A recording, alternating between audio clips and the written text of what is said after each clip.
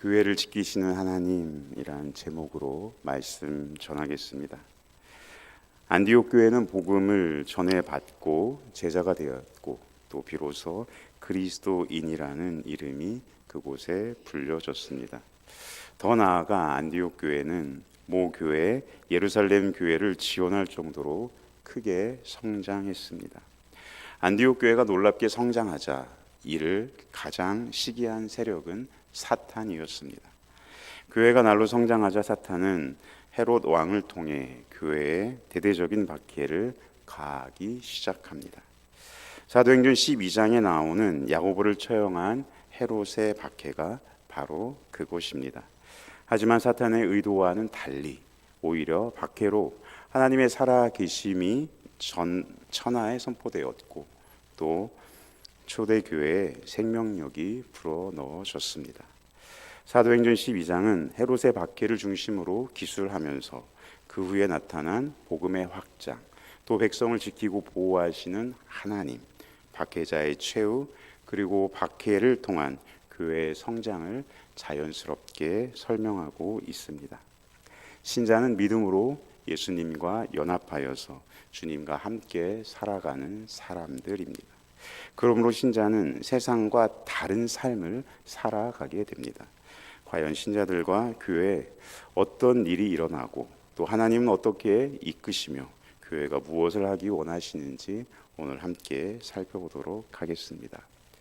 첫 번째로 교회는 세상의 위협을 받을 때가 있습니다. 신자는 세상 속에 살아가지만 세상에 속해 있지 않기 때문에 세상으로부터 핍박과 괴롭힘을 당할 수 있습니다. 예수님만이 구주이심을 고백하기 때문에 당하는 고난이기도 하고 또 하나님 앞에 거룩하고 의로운 삶을 살기 위해 당하는 고난이기도 합니다. 따라서 신자의 삶은 고난에서 자유로운 삶이 아닙니다. 오늘 본문을 보면 야고보는 헤롯에 의해 죽임을 당했고 베드로는 죽음을 기다리며 옥에 갇혀 있습니다. 유대인들은 예수님을 거부했기 때문에 이 일 역시 기뻐하고 있습니다. 오늘 보면 1절에서 3절까지 말씀 우리 한 목소리로 함께 읽겠습니다. 그때 헤롯 왕이 손을 들어 교회 중에 몇 사람을 해하려 하여 요한의 형제 야고보를 칼로 죽이니 유대인들이 이 일을 기뻐하는 것을 보고 베드로도 잡으려 할세 때는 무교절 기간이라. 안디옥 교회가 은혜 가운데 성장하고 있는 그때 예루살렘 교회는 또 다른 핍박 때문에 고난을 겪습니다. 요한의 형제 야고보는 헤롯에 의해 칼로 죽임을 당했고 또 유대인들은 이 일로 기뻐합니다. 여기에 등장하는 헤롯 왕은 헤롯 대왕의 손자인 헤롯 아그리파 1세를 가리킵니다. 성경에 헤롯이란 이름이 5명이 이름이 나옵니다. 제일 먼저 등장하는 사람은 베들레헴의 2살 아래에 있는 어린 아이들을 무참하게 살해한 헤롯 대왕입니다. 그는 10명의 아내를 거느렸고 많은 자녀를 낳았습니다. 비정상적인 부모 밑에서 자란 아이들이 건강하게 자라나기 힘들듯이 헤롯의 여러 아내에게서 난 자녀들도 서로 반목하고 질시했습니다. 두 번째는 헤롯 아킬라오입니다. 그는 헤롯 대왕의 넷째 아내의 소생으로 왕위를 계승했으나 곧 폐위를 당하고 맙니다. 세 번째 등장하는 헤롯은 헤롯 안티파스로 제수인 헤로디아를 빼앗고 세례 요한을 목베어 처형시킨 장본인입니다. 넷째와 다섯 번째는 헤롯 아그리파 1세와 2세로 헤롯 아그리파 2세는 가이사랴에서 바울의 송사를 들었던 자입니다. 오늘 본문에 나오는 헤롯은 헤롯 아그리파 1세입니다.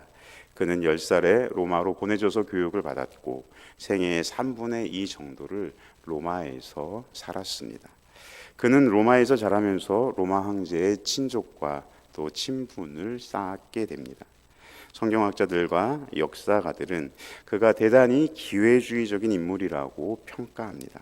어릴 때부터 로마에서 교육을 받았기에 친로마적인 지도자로 자처하면서 유대 밖에서는 철저한 헬라주의자로 살아갑니다.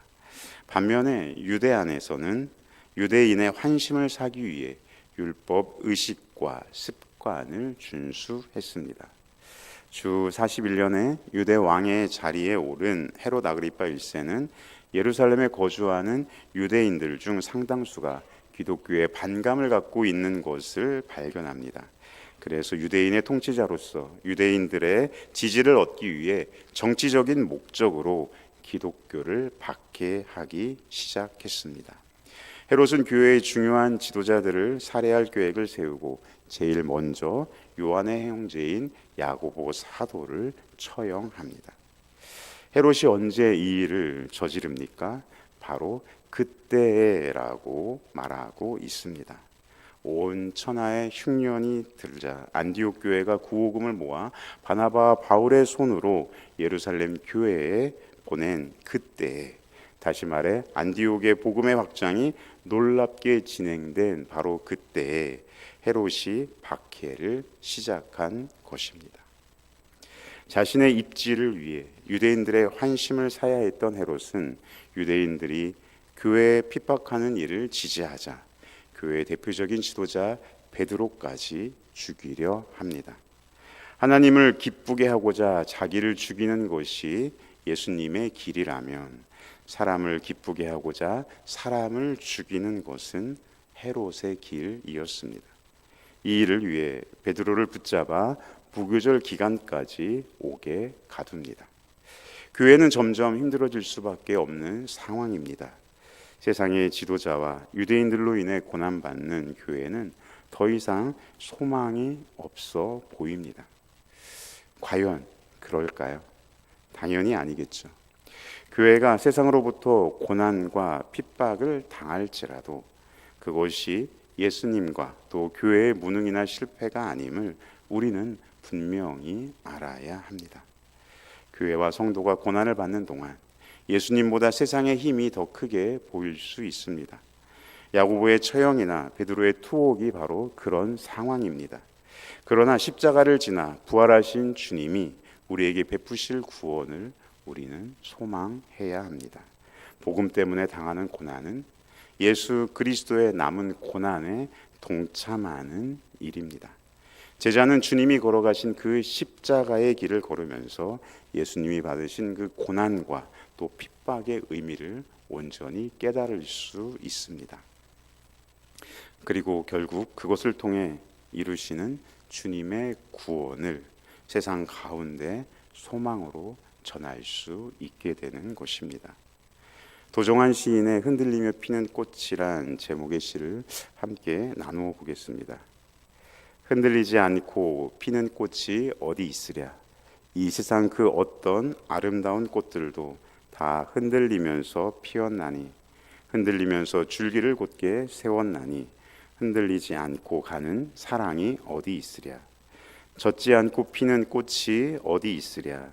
이 세상 그 어떤 빛나는 꽃들도 다 젖으며 피었나니, 바람과 비에 젖으며 꽃잎 따뜻하게 피었나니, 젖지 않고 가는 삶이 어디 있으랴. 그리스도의 제자로서 사는 것은 그 인생에 비바람이나 흔들림이 없음을 의미하진 않습니다. 그러나 그 상황 속에서도 주님께서 우리를 지켜주십니다. 꽃의 생명력이 고난, 풍파 이런 모든 악조건 속에서 꽃을 피우게 했듯이 그리스도인들은 예수 그리스도의 생명력으로 인해 고난을 이기고 아름다운 구원의 꽃을 피울 수 있는 것입니다. 하나님께서는 세상의 박해 가운데 역사의 주관자가 되시며 역사를 이끌어 가시는 살아계신 하나님이십니다. 헤롯의 박해로 흩어진 사람들을 통해 복음은 예루살렘을 넘어 열방으로 번져 갔습니다. 무엇보다도 박해로 인해 신앙인들이 하나가 되었습니다. 5절 말씀을 보면 이에 베드로는 옥에 갇혔고 교회는 그를 위하여 간절히 하나님께 기도하더라 했습니다. 예루살렘 기독교회의 지도자 야고보가 순교를 당하고 사도 중에 사도라 일컬었던 베드로가 붙잡히자 교회는 전심으로 하나님께 기도했던 것입니다. 교회를 말살하려던 박해가 오히려 교회의 응집력과 생명력을 더해 주었습니다. 사탄은 신자의 고난을 통해 무엇을 이루고자 할까요? 욥을 시험하는 사탄을 통해서도 알 수 있듯이 주님을 경외하는 믿음을 버리고 욕하며 돌아서기를 바라고 있습니다. 하나님이 무능하기 때문에 욥에게 사탄의 시험을 허용하신 것이 아닙니다. 하나님은 오히려 욥을 신뢰했고 또 그에게 크신 하나님을 깨닫게 하는 기회로 사용하시기 위해 시험을 허용하신 것입니다. 우리 역시 마찬가지입니다. 이 땅에서 믿음으로 말미암아 고난을 당할 때에도 하나님의 섭리를 그래서 우리는 인정해야 합니다. 그리고 하나님이 약속하신 구원에는 결코 실패가 없음을 분명히 믿어야 합니다. 2000년 기독교 역사가 보여주고 있듯이 박해는 결코 교회를 붕괴시킬 수 없었습니다. 박해가 강하면 강할수록 교인들은 순교를 각오하고 하나님을 섬겼습니다. 죽음이 결코 신앙을 끊어버릴 수 없습니다. 박해 가운데서도 복음은 들불처럼 번져 나갔습니다. 요한복음 15장 20절에서 예수님은 세상의 나를 박해하였은즉 너희도 박해할 것이라 말씀하셨는데 정말 그렇습니다. 그러므로 핍박이나 고난을 이상하게 여길 것이 아니라 주님 안에서 우리는 담대하게 감당해야 할 것입니다. 그런 은혜가 우리 가운데 있기를 주님의 이름으로 축복합니다. 아멘. 두 번째로 하나님께서 고난받는 교회를 지켜주십니다. 교회는 고난을 능히 감당할 수 있습니다. 그럼에도 고난을 힘겹게만 생각할 때가 있는데 그것은 미래에 대한 소망이 없기 때문입니다. 그러나 만물을 통치하시는 하나님이 함께 하셔서 구원을 보장하시고 책임져 주신다면 문제는 달라집니다. 베드로가 헤롯이 잡아내려 한 그 전날 밤에도 잘 잠에 들 수 있었던 것은 바로 헤롯에 의해 죽임을 당할지라도 예수 그리스도 안에서 주어지는 그 영생을 믿었기 때문입니다. 그래서 언제 사형장에 이슬로 사려질지 모르는 상황 속에서도 두 간수 틈에서 잘 잘 수 있었던 것입니다. 그렇지 않았다면 두렵고 불안한 밤을 지새웠을 것입니다.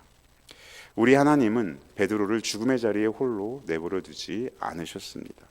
오히려 전혀 예기치 못한 놀라운 능력으로 인도해 내셨습니다. 베드로를 잡아들일 날이 무교절일이라 헤롯은 그를 감옥에 가두고 군사 넷씩 네 패에 맡겨서 교대로 지키게 했습니다. 당시 간수들은 4명이 한 조가 되어서 근무했습니다. 2명은 죄수 양쪽에서 지켰고 나머지 2명은 각각 첫째 옥문과 큰 쇠문 곁에서 지켰습니다. 간수 4명씩 구성된 4개 조가 3시간씩 교대로 근무하던 것이 당시의 관례였기 때문입니다. 그렇게 삼엄한 경비 가운데에서 하나님이 개입하시는 놀라운 사건이 발생합니다. 오늘 보면 7절에서 9절까지 말씀 우리 함께 읽겠습니다. 호련히 주의 사자가 나타나매 옥중에 광채가 빛나며 또 베드로의 옆구리를 쳐 깨워 이르되 급히 일어나라 하니 쇠사슬이 그 손에서 벗어지더라. 천사가 이르되 띠를 띠고 신을 신으라 하거늘 베드로가 그대로 하니 천사가 또 이르되 겉옷을 입고 따라오라 한대 베드로가 나와서 따라갈새 천사가 하는 것이 생시인 줄 알지 못하고 환상을 보는가 하니라. 아멘. 베드로가 두 군인 틈에서 두 쇠사슬에 매여 누워 자고 파수꾼이 문 밖에서 옥을 지키고 있을 때 호련히 주의 사자가 베드로 곁에 서 있습니다. 옥에서는 광채가 빛납니다. 주의 사자가 자고 있는 베드로의 옆구리를 치며 속히 일어나라, 빨리 일어나라고 재촉합니다. 그 순간 쇠사슬이 베드로의 손에서 벗겨지는 역사가 일어납니다. 천사가 베드로에게 띠를 띠고 신을 신으라고 명령했고 베드로는 천사가 시키는 대로 했습니다. 천사가 베드로에게 겉옷을 입고 따라오라 명하자 베드로는 주님의 사자가 시키는 대로 따라 나섰습니다. 그때까지 베드로는 천사를 천사로 이해하지 못하고 환상을 보는 것으로 생각했습니다. 이처럼 하나님은 헤롯이 유월절을 보낸 후 베드로를 백성 앞에 끌어낼 것을 아시고 그 전날 밤에 베드로를 구출하십니다. 베드로가 곤히 자고 있던 것으로 보아 그는 전혀 예상하지 못했던 일이었음을 알 수 있습니다. 또한 철저한 감시 가운데 벌어진 일이기에 천사의 지시를 따라 움직이는 베드로도 환상을 보는 줄로만 여겼습니다. 하나님은 쇠사슬과 쇠문도 저절로 열리게 하시며 놀라운 능력으로 베드로를 건져내십니다. 베드로 자신도 깨닫지 못한 가운데 주의 사자가 그를 위기에서 구해준 것입니다. 그만큼 하나님께서는 하나님의 백성을 철저히 보호해 주십니다. 그것도 헤롯이 베드로를 잡으려고 한 그 전날 밤에 바로 그 정확한 시간에 구해 주신 것입니다. 이와 같이 옥에 갇힌 베드로에게 베푸신 구원을 통해 우리는 어떠한 하나님을 기대할 수 있습니까? 하나님은 고통받는 교회와 늘 함께 하시며 놀라운 능력과 방법으로 구원의 은혜를 베풀어 주심을 우리는 기대할 수 있을 것입니다. 때로는 야고보에게 일어났던 것처럼 아무도 원치 않은 일이 일어날 수 있습니다. 하지만 하나님이 그를 버리셔서 결코 일어난 것이 아닙니다. 베드로를 통해 알 수 있듯이 전능하신 하나님이 행하시면 아무도 막을 수가 없습니다. 야고보의 경우에는 또 다른 목적을 위해 그렇게 행하신 것입니다. 베드로는 그분의 뜻을 위해 우리가 미처 생각하지 못하는 놀라운 구원을 입었습니다. 군사들의 철통 보안 속에서도 하나님은 베드로를 감옥 밖으로 구원해 내셨는데 이를 통해서 하나님은 여전히 성도들과 함께하고 계심을 우리가 알 수 있을 뿐만 아니라 헤롯의 운명도 하나님의 주권 아래에 있음을 보여주고 계십니다. 복음을 가로막는 각종 방해 속에서도 우리는 하나님께서 놀라운 일들로 우리를 구원해 내실 것을 믿고 기대할 수 있습니다. 세상이 인간들만의 무대인 것처럼 보이지만 하나님께서는 세상 역사를 초월하여 통치하십니다. 하나님의 역사의 주인이라고 고백하는 이유가 바로 여기에 있습니다. 그 혹독한 박해가 일어났지만 하나님께서는 교회를 보호해 주셨습니다. 욥기에서 보여주듯이 사탄의 세력이 아무리 날뛴다고 해도 하나님은 하나님의 그 손바닥 아래에 있습니다. 하나님께서 박해의 그 현장 속에 직접 개입하십니다. 그래서 우리는 세상 그 어떤 권세보다도 뛰어나고 위대하신 하나님께서 교회를 붙들고 계심을 확신해야 합니다. 그분의 일하심은 우리의 상상을 초월하며 우리가 미처 예측하지 못한 방식으로 역사할 수 있기 때문입니다. 우리에게 놓인 문제가 우연히 어떻게 해결되는 것은 아닙니다. 하나님은 보이시지 않지만 신자의 곁에 서 계시고 역사의 주인으로 우리와 함께하고 계십니다. 이 사실을 우리가 믿는다면 우리는 기적과 같이 놀라운 일뿐만 아니라 일상에서 벌어지는 수많은 일들에 대해서도 하나님께 감사하며 찬양하는 삶을 살 수 있게 됩니다. 그 모든 것이 다 하나님의 섭리 아래 우리에게 베풀어 주신 은혜라는 것을 우리가 깨달을 수 있기 때문입니다. 그러한 믿음과 깨달음이 우리 가운데 충만하길 주님의 이름으로 축복합니다. 아멘. 세 번째로, 교회가 기도할 때 역사하십니다. 하나님이 베드로를 건져내신 것은 그가 감당해야 할 아직 남아있는 사명이 있기 때문입니다. 그런데 오늘 본문 5절과 12절은 교회가 그를 위해 기도했음을 보여주며 베드로가 옥에 나온 것이 기도의 응답임을 또한 보여주고 있습니다. 하나님은 교회의 기도를 들으시고 또 놀라운 능력으로 베드로를 구출해 주셨습니다. 13절 이후, 오늘 본문 그 다음 13절 이후를 보면 그들이 그런 방식의 구출을 기도한 것이 아니어서 놀라는 장면이 나오기도 합니다. 하지만 베드로를 위한 기도에 응답하신 것만은 확실합니다. 11절 12절 말씀 우리 함께 살펴보겠습니다. 함께 읽습니다. 이에 베드로가 정신이 들어 이르되 내가 이제야 참으로 주께서 그의 천사를 보내어 나를 헤롯의 손과 유대 백성의 모든 기대에서 벗어나게 하신 줄 알겠노라 하여 깨닫고 마가라 하는 요한의 어머니 마리아의 집에 가니 여러 사람이 거기에 모여 기도하고 있더라. 아멘. 베드로가 천사로 말미암아 일어난 일을 환상으로 생각했다가 밖으로 나온 후에 천사가 떠나고 나서야 정신이 듭니다.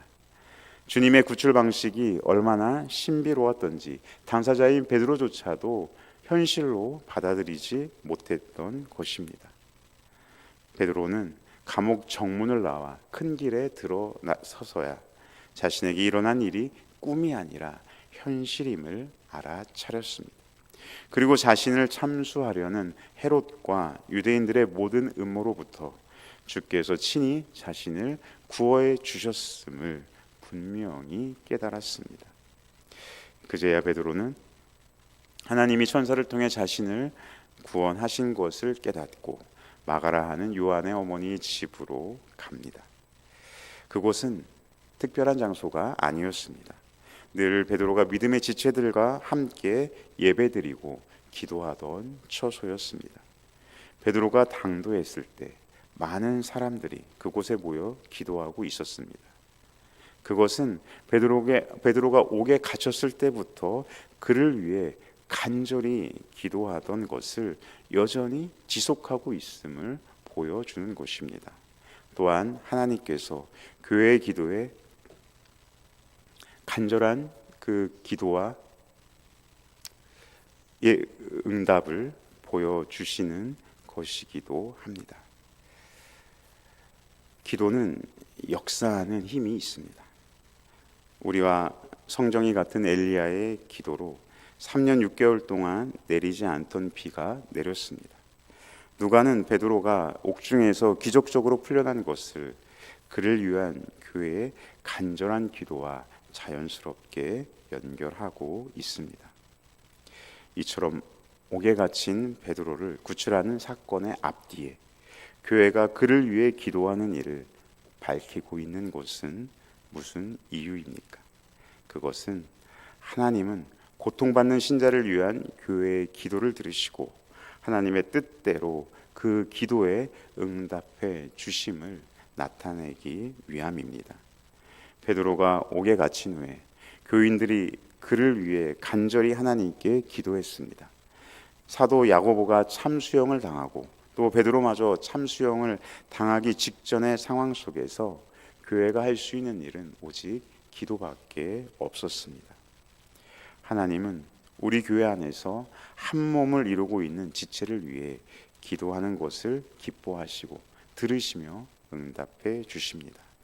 교회의 성도들은 예수 그리스도 안에서 하나님의 자녀이자 또한 형제이기 때문에 하나님은 아버지로서 자녀의 기도를 들으시고 가장 좋은 곳으로 응답해 주기 원하십니다. 하나님은 우리가 보기에 가장 좋은 것을 주시는 것은 아닙니다. 주님의 뜻대로 주님께서 보시기에 가장 완전한 것으로 우리에게 응답해 주십니다. 교회는 순교나 옥에 갇히는 일 자체를 원하지 않을 수 있습니다. 그러나 하나님은 그 모든 일을 통해서 교회로 하여금 하나님을 더욱 의지하며 기도하게 하시고 또 살아계신 하나님을 경험하며 살아가게 하십니다. 그러므로 우리는 기도하며 주님의 도우심을 구하는 자가 되어야 합니다. 그것이 바로 교회의 힘이기 때문입니다. 한몸된 교회는 지체를 위해 기도하는 일을 그래서 귀하게 여겨야 합니다. 이것은 마치 우리 몸의 각 기관이 서로를 위해서 일하는 것처럼 마찬가지입니다.